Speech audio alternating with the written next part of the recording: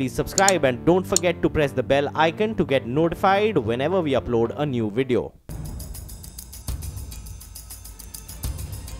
राहुल गांधी ने news 18 India से खास बातचीत में गुजरात में चुनाव प्रचार के दौरान शब्दों की मर्यादा को लेकर बीजेपी और पीएम मोदी पर निशाना साधा। राहुल के मुताबिक किसी पर निजी हमले करना कांग्रेस की नीति नहीं है।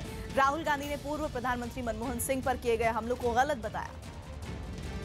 हम पर्सनल अटैक्स मैं नहीं करता हूं। बीजेपी और नरेंद्र मोदी जी मेरे ऊपर ज़रूर करते हैं और बहुत अग्रेसिवली करते हैं। बहुत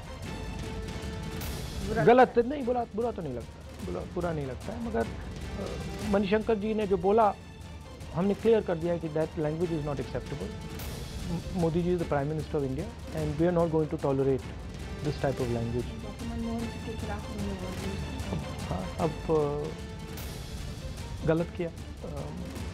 अगर नरेंद्र मोदी जी प्रधानमंत्री हैं तो मनमोहन सिंह जी भी प्रधानमंत्री थे, 10 साल प्रधानमंत्री रहे, हिंदुस्तान के लिए पूरी ज़िंदगी दे दी, और जिस प्रकार मोदी जी ने उनके बारे में बोला इट्स नॉट एक्सेप्टेबल और फ्रैंकली अपोलोजाइज करना चाहिए। दिल्ली में प्रधानमंत्री मोदी और पूर्व प्रधानमंत्री मनमोहन सिंह एक दूसरे से हाथ मिलाते दिखे। दोनों नेताओं की मुलाकात गुजरात चुनाव में हुई तल्ख बयानबाजी के बाद संसद परिसर में हुई, जहां संसद हमले की 16वीं बरसी पर लोकसभा अध्यक्ष के साथ केंद्रीय मंत्री और कई सांसद मौजूद थे। जवानों को श्रद्धांजलि देने सोनिया गांधी भी पहुंची। राजनाथ सिंह ने सोनिया गांधी और मनमोहन सिंह को प्रधानमंत्री मोदी के साथ आगे खड़ा किया। वहीं राहुल गांधी बीजेपी के वरिष्ठ नेता लाल कृष्ण आडवाणी की पीठ पर हाथ रखकर उनसे आगे खड़े होने का अनुरोध करते दिखे। 13 दिसंबर 2001 को संसद हमले में शहीद हुए जवानों को पहले सुरक्षा बल की ओर से श्रद्धांजलि दी गई। इसके बाद प्रधानमंत्री समेत तमाम नेताओं ने शहीदों की तस्वीरों पर फूल अर्पित किए। संसद पर हुए आतंकी हमले में एक संसद कर्मचारी समेत सुरक्षा बल के 8 जवान शहीद हुए थे, जिनके परिजनों से प्रधानमंत्री और दूसरे नेताओं ने मुलाकात की। 15 दिसंबर से संसद का शीतकालीन सत्र शुरू होने जा रहा है, लिहाजा सरकार की ओर से गुजरात के चुनाव प्रचार में पैदा हुई खटास कम करने की कोशिश होती दिखी। जब संसद हमले की बरसी में पहुंचे राहुल गांधी के पास केंद्रीय मंत्री रविशंकर प्रसाद आए और मुस्कुराते हुए गर्मजोशी से हाथ मिलाया। केंद्रीय मंत्री विजय गोयल ने भी राहुल गांधी का स्वागत किया। वहीं गृह मंत्री के साथ संसदीय कार्य मंत्री अनंत कुमार राज्यसभा में नेता विपक्ष गुलाम नबी आजाद से बातचीत करते नजर आए।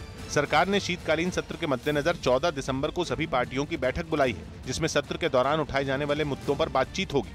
सरकार की कोशिश होगी कि विपक्ष भले ही आक्रामक हो, मगर शीतकालीन सत्र में कामकाज ठप न हो। यूपी के बाराबंकी में एक खेत में बीजेपी सांसद प्रियंका रावत अपने समर्थकों से घिरी नजर आई। प्रियंका रावत को खबर मिली थी कि इलाके के एसडीएम इस खेत के पास बने स्कूल और तालाब को अतिक्रमण बोलकर हटाने की कोशिश कर रहे हैं, जिसके बाद वो तुरंत मौके पर पहुंची और लोगों की समस्या का हवाला देकर एसडीएम को समझाने लगी। तो बोला इनकी समस्या है, इनको देखकर समझकर उसको दूर करिए। लेकिन जब एसडीएम ने सांसद को प्रशासन की कार्रवाई के बारे में समझाने की कोशिश की तो प्रियंका रावत ने उल्टा एसडीएम को ही धौंस दिखा दी। मैं भी ब्यूरोक्रेटिक परिवार से हूँ, इसलिए मुझे बहुत अच्छे से पता है। इसी बीच एसडीएम ने सांसद की बात काटने की कोशिश की, लेकिन उसका खमियाजा भी एसडीएम को ही भुगतना पड़ा। आपको तमीज नाम की कोई चीज रह गई या नहीं रह गई? मैं अपनी बात पूरी बोली नहीं हूँ और आप मुँह टेढ़ा करके चले जा रहे हैं। इतना दिमाग खराब है? जिस वक्त ये हंगामा हो रहा था उस दौरान वहां लोगों की भीड़ जुटी थी और उनमें से एक ने अपने मोबाइल से इस पूरी घटना का वीडियो बनाया। बाराबंकी के एसडीएम अजय द्विवेदी के मुताबिक जिस जमीन के अवैध कब्जे को हटाने के लिए वो वहां पहुंचे थे, उस पर बीजेपी के मंडल अध्यक्ष आलोक सिंह का कब्जा है और आरोप है कि प्रियंका रावत के जरिए दबाव बनाकर आलोक सिंह उस जमीन पर अपना कब्जा बरकरार रखना चाहते हैं। जब यही बात एसडीएम ने प्रियंका रावत को समझाने की कोशिश की तो उन्होंने एसडीएम को सीधी धमकी दे डाली। बाराबंकी में जीना तो क्या, जीना मुश्किल कर दूंगी कार्यकर्ता को जरा सी तकलीफ हुई तो। इस दौरान एसडीएम ने कई बार आरोप लगाया कि उन पर दबाव बनाने की कोशिश की जा रही है, लेकिन उनकी बात सुनने के बजाय सांसद और उनके प्रतिनिधि अपनी बात पर अड़े रहे। आप पूरा हिटलरशिप पे उतरे पड़े हैं। काफी देर तक चली इस बहस के बाद एसडीएम को बिना कार्रवाई किए ही मौके से लौटना पड़ा।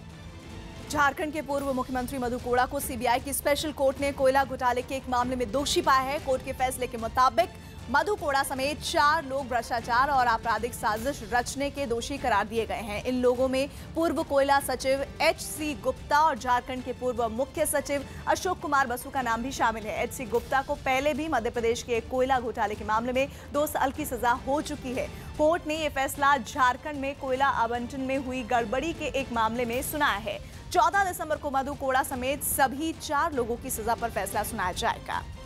सरकारी योजनाओं में आधार नंबर को जरूरी किए जाने के मामले पर गुरुवार को सुनवाई होगी। सरकारी योजना में आधार नंबर को जरूरी किए जाने के मामले पर सुप्रीम कोर्ट की 5 जजों की संवैधानिक पीठ गुरुवार को सुनवाई करेगी। सीबीआई ने छत्तीसगढ़ के मंत्री के सीडी कांड में फंसे पत्रकार विनोद वर्मा के खिलाफ पैसे मांगने और सीडी फैलाने के आरोप में 2 केस दर्ज किए। मध्य प्रदेश के सागर में खुले में शौच के लिए जाने को मजबूर एक लड़की ने लोगों के तानों से तंग आकर डीएम से शौचालय बनवाने की गुहार लगाई। यूपी के नोएडा सेक्टर 8 में एक नाले में सफाई के दौरान बुद्ध की मूर्ति बरामद हुई।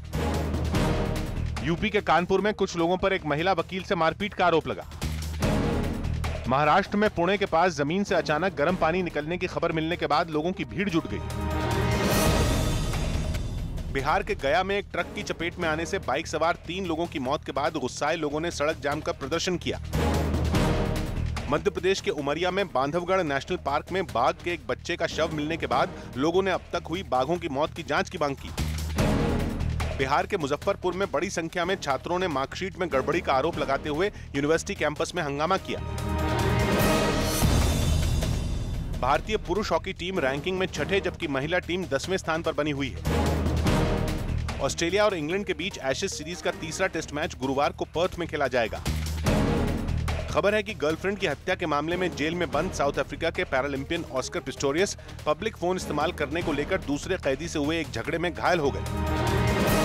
महाराष्ट्र में अपराध रोकने के लिए बने कानून मकोका की तर्ज पर यूपी सरकार भी यूपी कोका लाने की तैयारी कर रही है। यूपी कैबिनेट की एक बैठक में यूपी कोका यानी Uttar Pradesh control of organised act के प्रस्ताव को मंजूरी दे दी गई है। इस प्रस्ताव को आगामी विधानसभा सत्र में पेश किया जाएगा। इसके लागू होने के बाद अपराधियों के लिए जमानत लेना मुश्किल हो जाएगा। साथ ही इस कानून से रंगदारी, ठेकेदारी में गुंडागर्दी और गैर कानूनी तरीके से कमाई गई संपत्ति पर भी शिकंजा कसा जा सकेगा। यूपी कोका के मामलों की सुनवाई के लिए विशेष अदालतें बनाई जाएंगी। यूपी सरकार का दावा है कि इस कानून के बनने से अपराधियों पर शिकंजा कसना आसान होगा। इस कानून के तहत जो लोग अब तक कहीं न कहीं प्रत्यक्ष अप्रत्यक्ष रूप से अपराधियों को संरक्षण देते रहे हैं, ऐसे लोगों को भी इसमें चिन्हित किया जाएगा, उनके खिलाफ भी कठोर कार्रवाई की जाएगी। और इस पूरे कानून में जो विसिल ब्लोअर हैं, ये जो गवाह हैं, उनको भी प्रोटेक्शन का पूरा इसमें हमने व्यवस्था की है। मोहाली वनडे में भारत की पारी खत्म होने के बाद जब टीम के कप्तान रोहित शर्मा पवेलियन की तरफ लौटने लगे तो श्रीलंका के खिलाड़ी भी उन्हें बधाई देने लगे, क्योंकि रोहित शर्मा वनडे मैचों में 3 बार दोहरा शतक बनाने वाले दुनिया के पहले बल्लेबाज बन गए। और रोहित की इस पारी की बदौलत टीम इंडिया ने 50 ओवर में 392 रनों का बड़ा स्कोर खड़ा कर दिया। पारी की शुरुआत करने आए रोहित शर्मा पारी खत्म होने तक नॉट आउट रहे। Great shot. 153 गेंदों पर रोहित शर्मा ने 208 रन बनाए, जिनमें 13 चौके और 12 छक्के शामिल हैं। वाह वाह वाह वाह वाह। पिछले मैच में पूरी भारतीय टीम ताश के पत्तों की तरह बिखर गई थी, लेकिन रोहित तो जैसे गेंदबाजों से चुन चुन कर बदला ले रहे थे। शुरुआत में रोहित ने शिखर धवन के साथ मिलकर सधी हुई बल्लेबाजी की और दोनों के बीच 115 रन की साझेदारी हुई। दूसरे विकेट के लिए श्रेयस अय्यर के साथ मिलकर रोहित शर्मा ने 213 रन जोड़े। रोहित शर्मा ने ये शानदार पारी उस दिन खेली जब टीम इंडिया को सीरीज में बने रहने के लिए उसकी सबसे ज्यादा जरूरत थी, और इसके अलावा ये मौका रोहित शर्मा की शादी की सालगिरह का भी था। इसीलिए रोहित शर्मा की पत्नी ऋतिका भी मोहाली पहुंची हुई थी। ऋतिका रोहित के बल्ले से निकले हर चौके पर तालियां बजा रही थी। Great shot. 3.5 घंटे से ज्यादा चली भारत की पारी के दौरान ऋतिका अपनी सीट से नहीं हिली। टीवी कैमरा बार बार ऋतिका को स्क्रीन पर दिखा रहा था। एक बार तो रोहित 200 रन पूरे होने से ठीक पहले रन आउट होने से बाल बाल बचे और तमाम दर्शकों के साथ साथ ऋतिका की भी सांस अटक गई। 200 रन पूरे होते ही स्टेडियम में तिरंगे झंडे लहराने लगे। हर तरफ तालियों की गड़गड़ाहट दिखी। पूरा ड्रेसिंग रूम खड़ा हो गया, लेकिन ऋतिका की आंखों से खुशी के आंसू छलकने लगे। जवाब में रोहित ने भी चुपके से एक किस ऋतिका की तरफ उछाल दिया। हालांकि कैमरे की नजर से कप्तान रोहित शर्मा बच नहीं पाए।